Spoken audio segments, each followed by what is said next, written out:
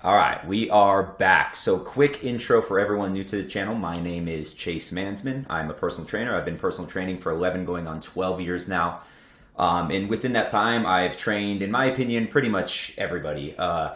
Every body type, every age, old, young, every goal, every outcome that we're seeking, every limitation from bad knees, back, shoulders, blah, blah, blah, blah, blah. From super poor to super rich, from celebrities to just everyday people and teachers and professional poker players.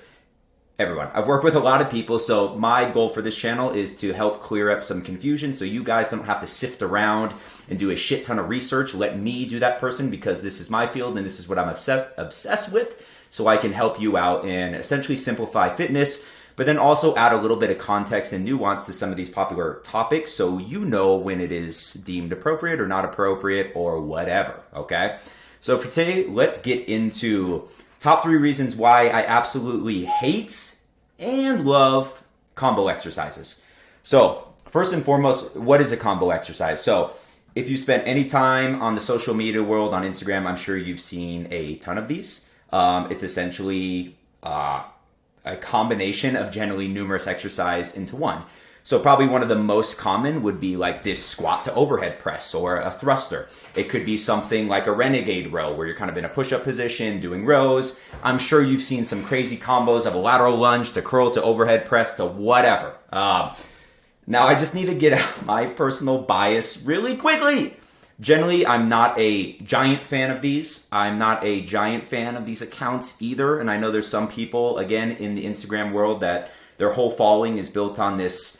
I saw this one guy call them exertainment. So, you know, exercise and entertainment built into one. They're just making up exercises. Me personally, it's not super impressive. I think anyone that's been personal training for over 3 weeks can just pull out a bunch of exercise in a hat and make them and combine them into some kind of crappy, ineffective exercise. But I do think there is a few that are okay. And I think there's reasonings behind adding these into your programs and stuff like that. So let's get into it. So the first number one hate of combo exercises is that they are generally going to be a mismatch when it comes to load or resistance, rep, or whatever. So what does that mean? That means let's take a squat to overhead press. It's generally going to be either very easy for your legs or very hard for your shoulders or somewhere in between. And again, you can kind of keep pushing it one way or the other, meaning, oh, well, we'll make it easier for the shoulders, so we'll go a little lighter in load. Okay, but then that makes it easier, too easy for the legs. Okay, let's challenge the legs. Well, now it's really fucking hard for the shoulders, or it's impossible for the shoulders, or form starts breaking down, etc., etc., etc.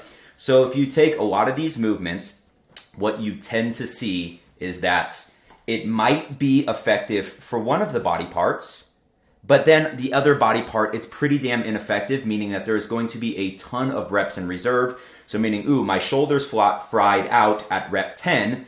But if you were to squat that weight, how much can you do? I mean, what are you doing? 30-pound dumbbells on your shoulders? That's 60-pound squats, you can probably squat that for 100 reps, but you can probably only press that for 20. So that is what I mean by mismatch.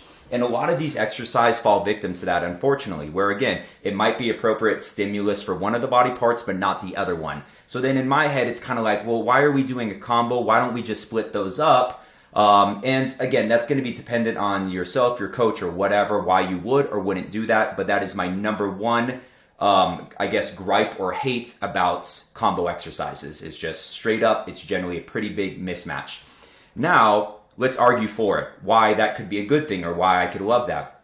Now, when it comes to new individuals, new clients, in my opinion, the stimulus, and not even my opinion, this is fairly objective, the stimulus that they need, and again, I'm talking contextually based on a relatively new, untrained client, the stimulus that they need to hit the threshold to create some sort of adaptation or change is actually pretty low.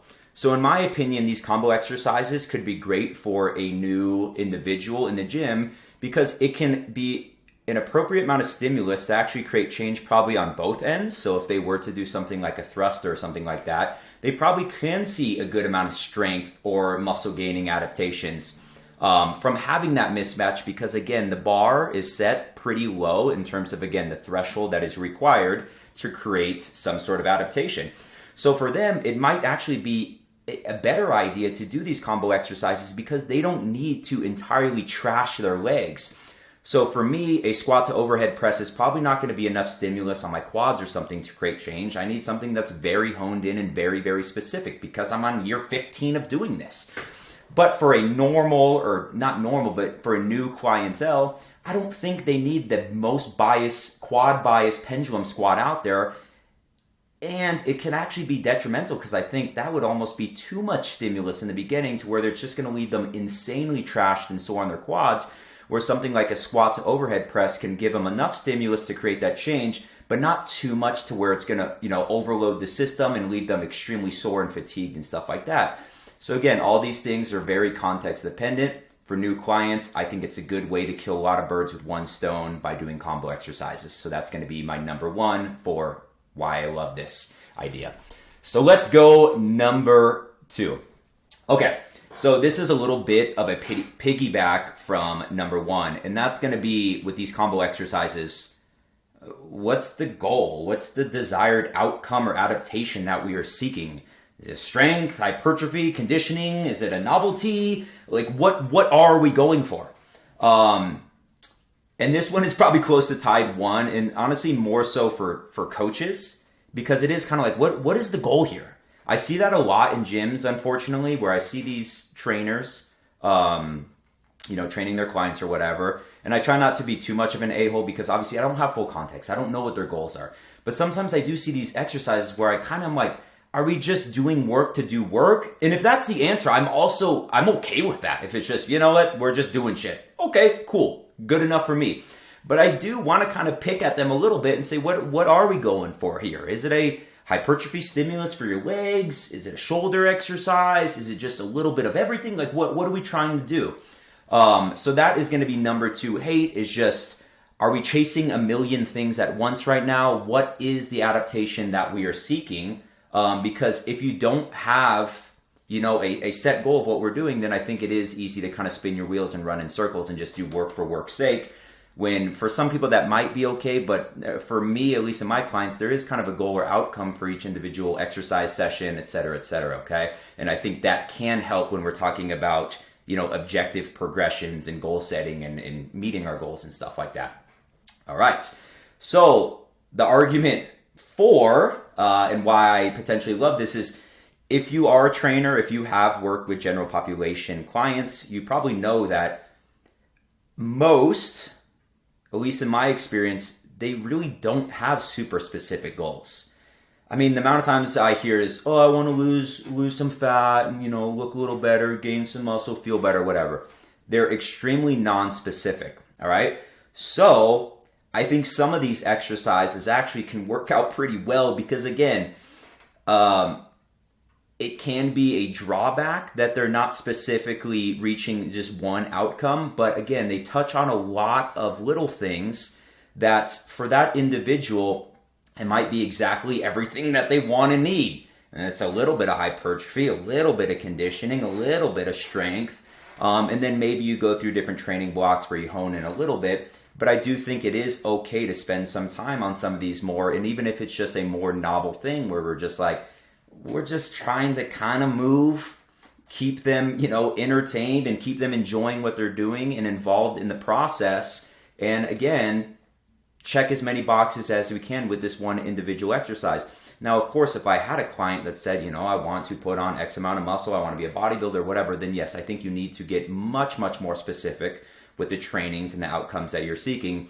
But for most general population clients that, again, they're just trying to move a little better, look a little better, feel a little better, I think this can be, extremely appropriate for a lot of those clients. And I have done this many, many times with clients with non-specific goals. So there it is, number 2 of hates and love. All right.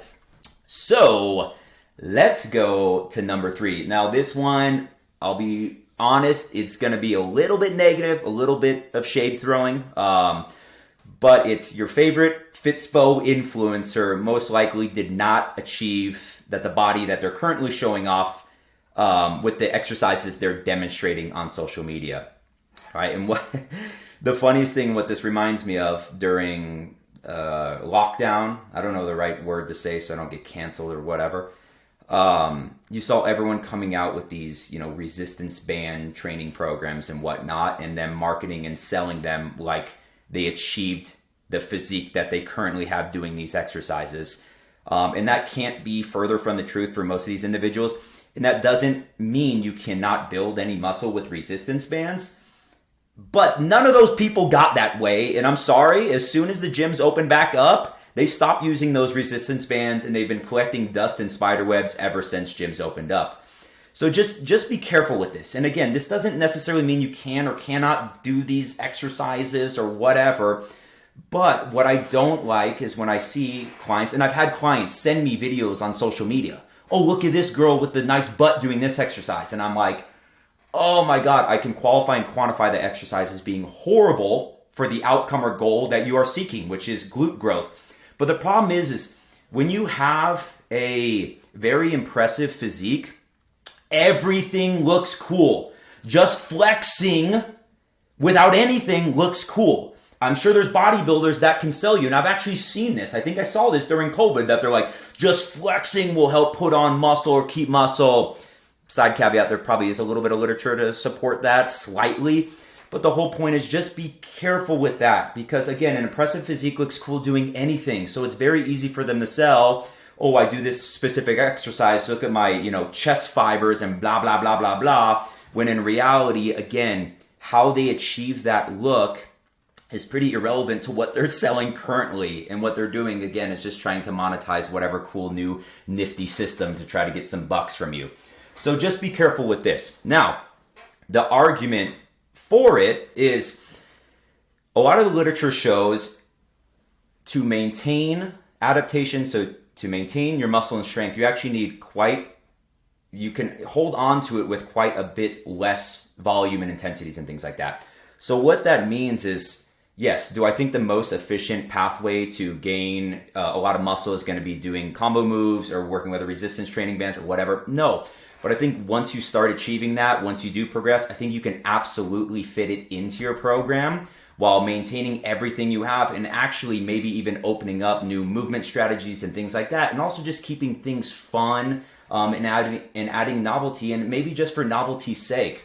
So I do think that these moves can fit into anyone's program, but I just want to make it clear. Your favorite bodybuilder or the girl with the giant glutes or whatever most likely did not achieve it, or at least it's not the most efficient and effective way to achieve that look or physique doing combo moves. Again, that does not mean that there's not a time or place or that they can't fit into everyone's workout programs, but I just want to shed some light on that and be as transparent as possible. If it's a large amount of muscle mass or strength or development, it's not going to be the most efficient using most of these combo movements. Okay, so there you have it. That is my top 3 love and hates for combo exercises. Let me know what you think below. Do you like combo exercises? Why do you do them? What outcome are you seeking by doing them? Is it just for fun? Have you noticed a change in your physique or your strength or your mobility by adding in some of these combo exercises? And just list below what are some of your favorite combo exercises. All right, thank you. If you have any other questions, leave them below, shoot me a DM, and appreciate you checking out the video.